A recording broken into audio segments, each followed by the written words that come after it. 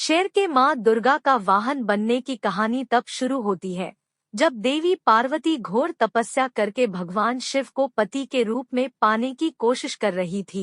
सालों तक तप करने के बाद माता पार्वती को भोले भंडारी अपनी पत्नी के रूप में अपना लेते हैं। इसी बीच तपस्या की वजह से माँ पार्वती का रंग काफी काला पड़ गया था। एक दिन ऐसे ही बातचीत के दौरान भगवान शिव माँ पार्वती को काली कह देते हैं। यह बात उन्हें पसंद नहीं आती। वो नाराज होकर दोबारा तप करने के लिए चली जाती है।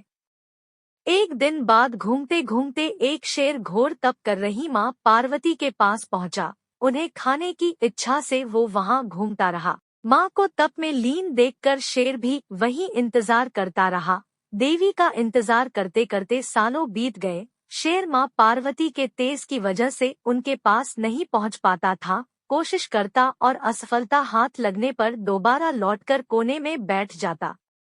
होते होते कई साल बीत गए। माँ के तप से खुश होकर भगवान शिव प्रकट हुए और माँ से मन चाहा वर मांगने को कहा। देवी पार्वती अपना गोरा रंग वापस चाहती है। भगवान ने आशीर्वाद दिया और वहां से चले गए। वरदान मिलते ही माँ पार्वती नहाने के लिए चली गई।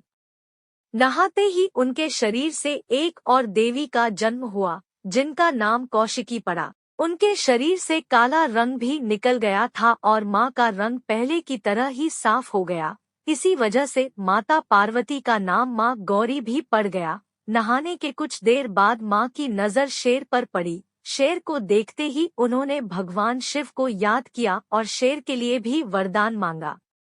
माता पार्वती ने भगवान से कहा, हे नाथ, यह शेर सालों से मुझे भोजन के रूप में ग्रहण करने के लिए इंतजार कर रहा था। मेरे पूरे तप के दौरान यह यही था। जितना तप मैंने किया है उतनी ही तपस्या इसने भी की है।